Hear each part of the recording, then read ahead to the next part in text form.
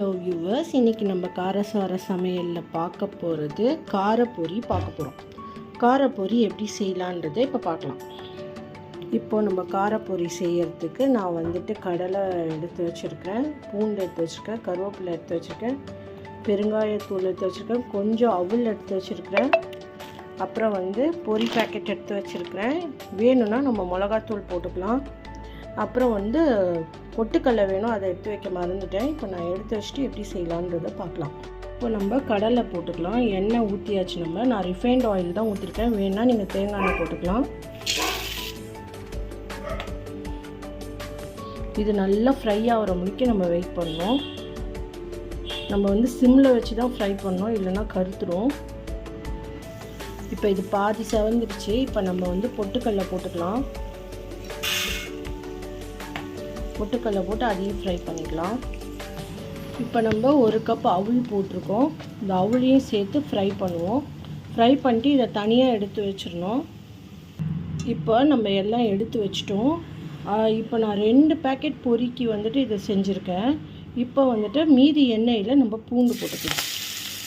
பூண்டு போட்டுட்டு அப்புறம் நம்ம கருவேப்பிலை போடலாம். இப்போ நம்ம கருவேப்பிலை போட்டாச்சு. இப்போ நம்ம மஞ்சத்தூளும் பெருங்காயத்தூளும் மிளகாத்தூள் போட போகிறோம். இப்போ மஞ்சத்தூள் மிளகாத்தூள் எல்லாம் போட்டாச்சு. உப்பு வேணும்னா போடுங்க, ஏன்னா பொரியிலேயே உப்பு இருக்கும். இப்போ இது எல்லாத்தையும் போட்டு பொரியும் கலந்து நம்ம வறுத்து வச்சுருந்த கடலை எல்லாத்தையும் சேர்த்து போட்டோன்னா நம்மளது ரெடி ஆகிடுச்சு. இப்போ நம்ம 2 பேக்கெட் பொரியும் கொட்டியாச்சு. இப்போ அதோடு சேர்த்து இதையும் போட்டு எல்லாத்தையும் மிக்ஸ் பண்ண போகிறோம். மிக்ஸ் பண்ணிவிட்டு அது ஒரு பாக்ஸில் போட்டு வச்சுன்னா நம்மளோட காரப்பொரி சூப்பராக ரெடி ஆயிடுச்சு. நான் போட்டுட்டு உங்களுக்கு பாக்ஸில் காட்டுறேன். நல்லா அது மிக்ஸ் ஆகணும். இந்த மாதிரி பாக்ஸில் போட்டு நீங்கள் கிளறி வச்சுக்கிட்டிங்கன்னா உங்களுக்கு ரொம்ப நாள் இருக்கும். அது உங்களுக்கு ஒரு 10 to 15 டேஸில் காலி பண்ணால். இல்லை கேலரியே கிடையாது. உங்களுக்கு எப்போல்லாம் ஈவினிங் ஸ்நாக்ஸாக வேணும்னா கூட இது செஞ்சுக்கலாம். இது என் ஹஸ்பண்ட்காகவும் என் பிள்ளைகளுக்காகவும் தான் நான் அதை செய்கிறேன். இப்போ இதில் நம்ம மாங்காய் பொடி இப்போ பாருங்கள், இந்த மாதிரிலாம் விற்கிது. இது கொஞ்சம் போட்டுக்கணும். சால்ட் வேணும்னா நீங்கள் போட்டுக்கலாம். எனக்கு இதில் சால்ட் இருக்கிற மாதிரி தான் இருக்குது பொரியில். அதனால் இதெல்லாம் போட்டு மிக்ஸ் பண்ணி வச்சிட்டோன்னா வித்தின் 10 மினிட்ஸில் நம்ம செஞ்சு முடிச்சிடலாம். சூப்பராக இது இருக்கும். சாப்பிட்றதுக்கு நல்ல டேஸ்ட்டாகவும் இருக்கும், ஹெல்த்தியாகவும் இருக்கும். நீங்களும் உங்கள் வீட்டில் ட்ரை பண்ணி பாருங்கள். நான் இப்போ ப்ரெசென்ட் பண்ணி காட்டுறேன். இப்போ இதில் பெருங்காயத்தூள் கொஞ்சம் போட்டுக்கலாம். போட்டுட்டு அதையும் மிக்ஸ் பண்ணிக்கலாம். அதோட இந்த மாங்காய் பொடி அது கொஞ்சம் போட்டுக்கலாம்.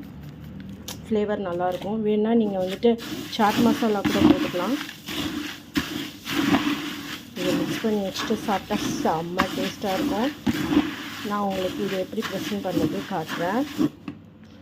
நம்ம காரப்பொரி ப்ரெசன்டேஷனுக்கு ரெடி ஆகிடுச்சு. பாருங்கள், செம்ம சூப்பராக இருக்குது. நீங்களும் இது மாதிரி உங்கள் வீட்டில் செஞ்சு பாருங்கள். நான் இதில் மஞ்சத்தூள் போடல, எனக்கு பிடிக்காதுன்னு. உங்களுக்கு வேணுன்னா நீங்கள் மஞ்சத்தூள் போட்டுங்க. தக்காளி வேணுனாலும் செய்யுங்க, அவங்கவுங்க டேஸ்ட்டுக்கு ஏற்ற மாதிரி. நான் எனக்கு பிடிச்ச மாதிரி செஞ்சுருக்கேன். உங்களுக்கு பிடிச்ச மாதிரி நீங்களும் செஞ்சுட்டு எப்படி இருக்குன்னு சப்ஸ்கிரைப் பண்ணுங்கள், லைக் பண்ணுங்கள், ஷேர் பண்ணுங்கள். உங்களுக்கு பிடிச்ச கமெண்ட் எனக்கு போடுங்க. நானும் உங்களுக்கு பிடிச்ச மாதிரி என்ன வேணுமோ நான் செஞ்சு காட்டுறேன். இதோட சூப்பரான ரெசிப்பியில் அடுத்த தடவை உங்களை பார்க்குறேன். பாய்.